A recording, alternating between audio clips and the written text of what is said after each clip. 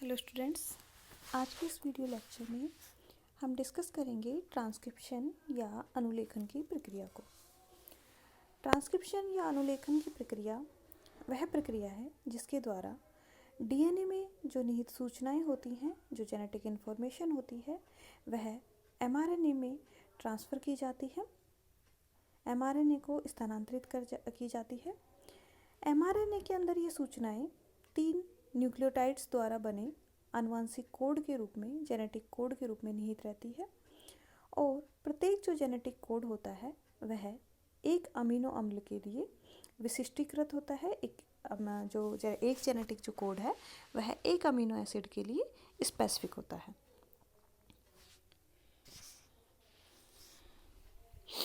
MRNA में जो अनुलेखित सूचनाएं होती हैं, जो कि न्यूक्लियोटाइड की सीरीज में होती हैं, इनका अमीनो अम्ल की सीरीज में जो अनुवादन है वह होता है, ट्रांसलेशन होता है। और प्रोटीन संश्लेषण और डीएनए का जो ये संबंध होता है, इसे हम सेंट्रल डोग्मा या केंद्रीय सिद्धांत भी कहते हैं। इस प्रकार सेंट्रल डोग्मा वह प्रक्रिया होती है जिसके द्वारा डीएनए के जो इंस्ट्रक्शंस होते हैं वे as a functional product convert होते हैं। बात करें सेंट्रल डोग्मा का जो प्रपोजल है, इसके बारे में अगर हम बात करें तो सबसे पहले 1958 में फ्रांसिस जो क्रिक साइंटिस्ट हुए, जिन्होंने जो डीएनए की संरचना का मॉडल भी दिया था, इन्होंने इसे सबसे पहले इसको प्रपोज किया, इसके सेंट्रल डोग्मा का जो सिद्धांत है इसको। अब हम देखते हैं सेंट्रल डोग्मा का जो सिद्धांत है इसको। तो सेंट्रल डोग्मा में कहता है कि जो डीएनए में जो निहित सूचनाएं हैं ये क्या हो रही हैं, पहले एमआरएनए में स्थानांतरित होती हैं और एमआरएनए में सूचनाओं के इस स्थानांतरण की प्रक्रिया को हम ट्रांसक्रिप्शन कहते हैं। और आरएनए में जो निहित सूचनाएं होती हैं, जो आनुवंशिक सूचनाएं होती हैं, इनका प्रोटीन के ऊपर स्थानांतरण होता है। इस स्थानांतरण की प्रक्रिया को हम ट्रांसलेशन या अनुवादन कहते हैं। सेंट्रल डोग्मा कहता है कि जो सूचनाओं का जो प्रवाह है वह यूनिडायरेक्शनल होता है। 5 प्राइम डायरेक्शन से 3 प्राइम डायरेक्शन की तरफ यह प्रवाह हमें देखने को मिलता है। यही एक साइंटिस्ट हुए टेमिन, इनके अनुसार ट्यूमर के जो वायरस होते हैं इनमें आनुवंशिक सूचनाओं का जो प्रवाह होता है वह विपरीत डायरेक्शन में होता है और आरएनए स्वयं पुनरावृत्ति या डीएनए बनाने की क्षमता प्रदर्शित करता है। प्रोटीन्स के बारे में अगर हम बात करें तो प्रोटीन्स का जो केमिकल नेचर है ये अमीनो एसिड्स से मिलकर के बने हुए होते हैं और ये जो अमीनो एसिड्स हैं आपस में एक सहसंयोजक बंध, जिसे हम पेप्टाइड बंध कहते हैं, इसके द्वारा जुड़े हुए रहते हैं।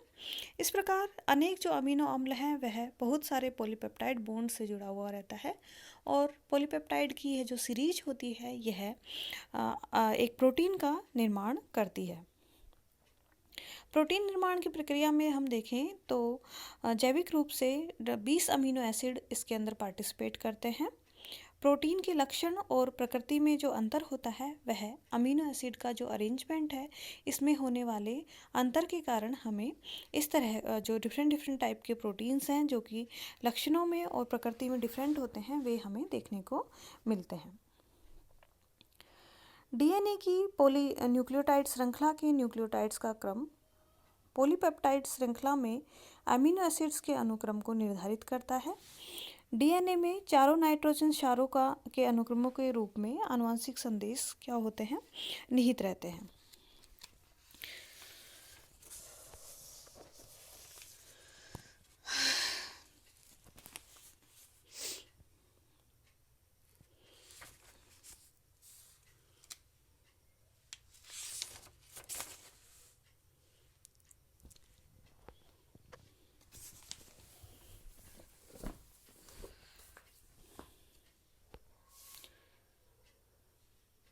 अब हम बात करते हैं ट्रांसक्रिप्शन यूनिट के बारे में।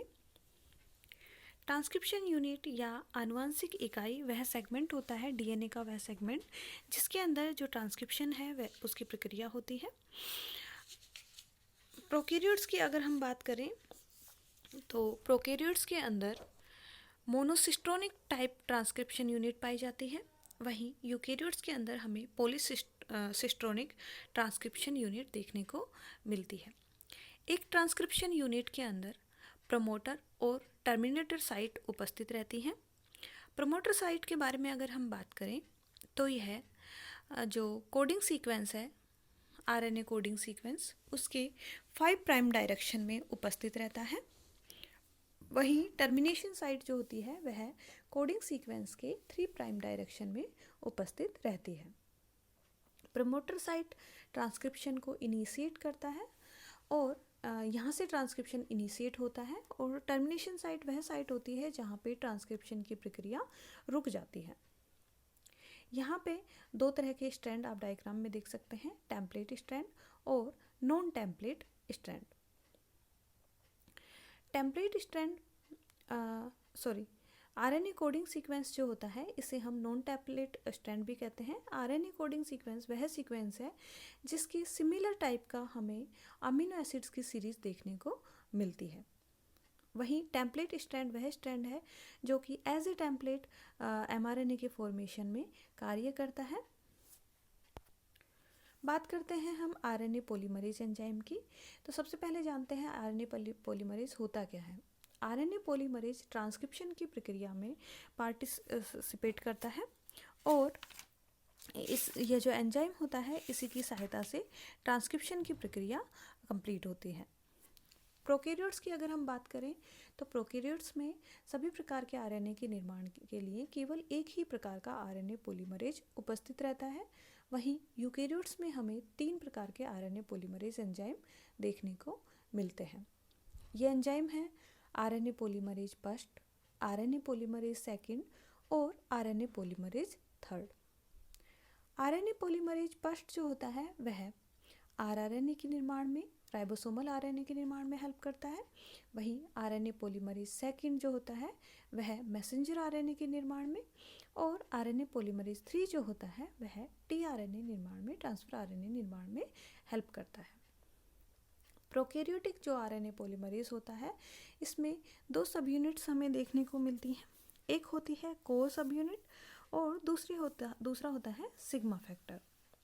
कोर सब यूनिट के अंदर हमें अल्फा 2, बीटा और बीटा डैश फैक्टर्स देखने को मिलते हैं।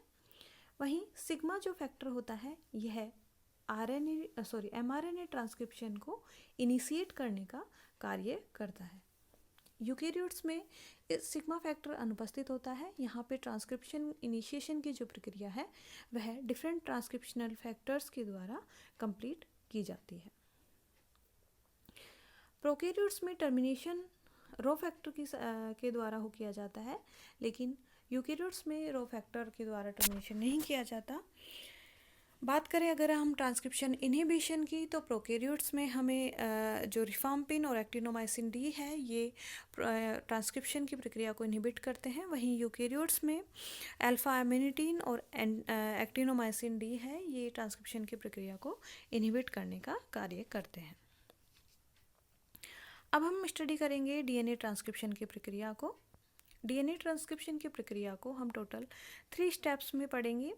पहला स्टेप है इनिशिएशन, दूसरा है इलोंगेशन और थर्ड जो स्टेप है वह है टर्मिनेशन।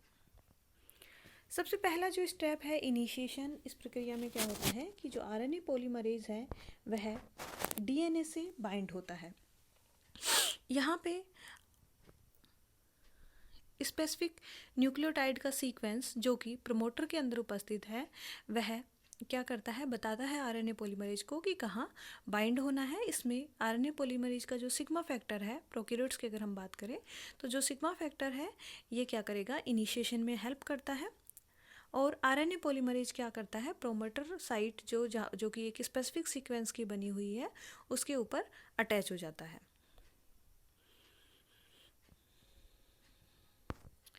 नेक्स्ट है इलोंगेशन की प्रक्रिया, दीर्घीकरण की प्रक्रिया। आफ्टर अटैचमेंट आरएनए पॉलीमरेज क्या करता है, जो डीएनए जो कि एक डबल स्ट्रैंड है इसको अनवाइंड करता है और आरएनए यहाँ पे एमआरएनए जो निर्माण की जो प्रक्रिया है वह प्रारंभ हो जाती है। डीएनए सीक्वेंस में डीएनए में 2 स्ट्रैंड होते हैं। वह स्ट्रैंड जो कि एज ए टेम्पलेट काम करता है उसे हम एंटीसेंस स्ट्रैंड कहते हैं। वहीं दूसरा स्ट्रैंड जो कि ट्रांसक्रिप्शन की प्रक्रिया में पार्टिसिपेट नहीं करता उसे हम सेंस स्ट्रैंड कहते हैं। सेंस स्ट्रैंड कहने का एक और कारण यह है कि जो प्रोटीन जिसका हम निर्माण कर रहे हैं उसमें पाए जाने वाला अमीनो एसिड्स का जो क्रम है वह सेंस स्ट्रैंड पे पाए जाने वाले न्यूक्लियोटाइड की सीरीज के समान हमें देखने को मिलता है। डीएनए और आरएनए दोनों ही नाइट्रोजनी क्षार के बने हुए होते हैं, लेकिन डीएनए में जहाँ थाइमिन प्रेजेंट होता है नाइट्रोजनी क्षार, वहीं थाइमिन के स्थान पर आरएनए में हमें यूरेसिल देखने को मिलता है। इस प्रकार आरएनए में एडेनिन, ग्वानिन, साइटोसिन और यूरेसिल 4 प्रकार के नाइट्रोजनी क्षार हमें देखने को मिलते हैं। ट्रांसक्रिप्शन की प्रक्रिया का अंतिम चरण होता है टर्मिनेशन या सीमांतीकरण। आरएनए पॉलीमरेज एमआरएनए का निर्माण करता हुआ डीएनए के स्ट्रैंड पर आगे बढ़ता है और यह टर्मिनेटर जो सीक्वेंस है उसके ऊपर पहुंच जाता है। टर्मिनेशन सीक्वेंस के इस पॉइंट पर आकर के आरएनए पॉलीमरेज क्या होता है, रिलीज हो जाता है और जो एमआरएनए पॉलीमर जो कि बना था वह डीएनए से डिटैच हो जाता है। इस प्रकार टर्मिनेशन की जो प्रक्रिया है वह कंप्लीट हो जाती है। यहाँ पे हम डायग्राम की हेल्प से जो ट्रांसक्रिप्शन की पूरी प्रक्रिया है उसको एक बार फिर से देख लेते हैं। डायग्राम में आप देख सकते हैं कि न्यूक्लियस के अंदर ट्रांसक्रिप्शन और ट्रांसलेशन की प्रक्रिया कंप्लीट हो रही है। डीएनए की ट्रांसक्रिप्शन की प्रक्रिया में सबसे पहला जो स्टेप है इनिशिएशन, इसको अगर हम देखें तो यहाँ पे देखिए आपके सामने डीएनए, डबल स्ट्रैंडेड डीएनए आपको देखने को मिल रहा है और डबल स्ट्रैंडेड डीएनए की जो प्रमोटर साइट है वहाँ पर प्रमोटर साइट या हम कहें जो इनिशिएशन साइट है वहाँ पर आरएनए पॉलीमरेज क्या हो जाता है, अटैच हो जाता है। डीएनए डबल स्ट्रैंड में 2 स्ट्रैंड हमें देखने को मिलते हैं, एक होता है टेम्पलेट स्ट्रैंड और दूसरा होता है कोडिंग स्ट्रैंड। यहाँ पे जो आरएनए पॉलीमरेज है ये क्या करता है, प्रोमोटर साइट के ऊपर अटैच हो जाता है और डीएनए को अनवाइंड करता है। सेकेंड स्टेप जो है इलोंगेशन स्टेप, इस स्टेप में क्या होगा कि आरएनए पॉलीमरेज डीएनए स्ट्रैंड के साथ में मूव करता है 3 प्राइम डायरेक्शन से 5 प्राइम डायरेक्शन की तरफ यह मूवमेंट हमें देखने को मिलता है और एमआरएनए ट्रांसक्रिप्ट यहाँ पे आप बनता हुआ देख सकते हैं। ग्रीन कलर में जो एमआरएनए ट्रांसक्रिप्ट है उसको दिखाया गया है और एमआरएनए ट्रांसक्रिप्ट के 3 प्राइम डायरेक्शन में जो राइबोन्यूक्लियोटाइड ट्राइफॉस्फेटेज हैं इनका अटैचमेंट हमें देखने को मिलता है। नेक्स्ट स्टेप होता है थर्ड स्टेप। इस स्टेप में क्या होता है, टर्मिनेशन।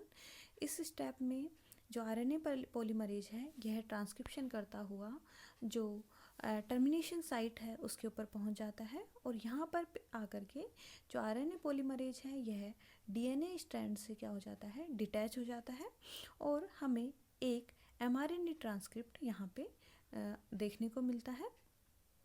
जो आरएनए ट्रांसक्रिप्ट है यह डीएनए से सिर्फ एक नाइट्रोजनी क्षार का डिफरेंस इसमें हमें देखने को मिलता है। यहाँ पे थाइमिन की जगह यूरेसिल हमें देखने को मिलता है। इस प्रकार आज के इस वीडियो लेक्चर में हमने ट्रांसक्रिप्शन की प्रक्रिया को पढ़ा। ट्रांसक्रिप्शन वह प्रक्रिया है जिसमें डीएनए में निहित जो आनुवंशिक सूचनाएं हैं वे एमआरएनए को ट्रांसफ़र की जाती हैं। साथ ही हमने पढ़ा कि जो ट्रांसक्रिप्शन की जो प्रक्रिया है प्रोटीन संश्लेषण की जो प्रक्रिया है यह एक दिशीय मोनोडायरेक्शनल प्रोसीजर है जिसमें सूचनाओं का प्रवाह जो होता है वह डीएनए से आरएनए और आरएनए से ये क्या करते हैं, प्रोटीन निर्माण में हेल्प करते हैं। डीएनए से आरएनए बनने की जो प्रक्रिया है उसे हम ट्रांसक्रिप्शन कहते हैं और आरएनए में जो निहित सूचनाएं होती हैं ये प्रोटीन में पहुंचने की प्रक्रिया को हम अनुवादन कहते हैं। साथ ही हमने ट्रांसक्रिप्शनल यूनिट के बारे में पढ़ा, वह इकाई जहाँ पे ट्रांसक्रिप्शन होता है। प्रोकैरियोट्स में मोनोसिस्ट्रोनिक यूनिट्स हमें देखने को मिलती हैं, वहीं यूकेरियोट्स में हमें पॉलीसिस्ट्रोनिक यूनिट, बहुत सारी जो ट्रांसक्रिप्शनल की इकाइयाँ हैं, ट्रांसक्रिप्शन इकाइयाँ, वे देखने को मिलती हैं। एक ट्रांसक्रिप्शन यूनिट के अंदर प्रमोटर और टर्मिनेटर साइट उपस्थित रहते हैं। प्रमोटर साइट वह साइट है जहाँ से ट्रांसक्रिप्शन इनिशिएट होता है, वहीं टर्मिनेशन साइट वह साइट है जहाँ पे ट्रांसक्रिप्शन एंड होता है। साथ ही हमने बात करी आरएनए पॉलीमरेज एंजाइम के बारे में। प्रोकैरियोट्स में एमआरएनए सिंथेसिस के लिए एक प्रकार का आरएनए पॉलीमरेज हमें देखने को मिलता है, वहीं यूकेरियोट्स में डिफरेंट टाइप के आरएनए फॉर्मेशन के लिए हमें 3 प्रकार के आरएनए पॉलीमरेज देखने को मिलते हैं। इसके बाद में हमने डीएनए ट्रांसक्रिप्शन की प्रक्रिया के तीनों स्टेप, इनिशिएशन, इलोंगेशन और टर्मिनेशन को देखा। इसमें आरएनए पॉलीमरेज की बहुत अधिक जो है इम्पोर्टेंस होती है इस पूरे प्रोसीजर के अंदर। इस प्रकार ट्रांसक्रिप्शन की पूरी प्रक्रिया को हमने डिटेल में पढ़ा। अपने नेक्स्ट वीडियो लेक्चर में हम डिस्कस करेंगे ट्रांसलेशन, अनुवादन की प्रक्रिया को। धन्यवाद।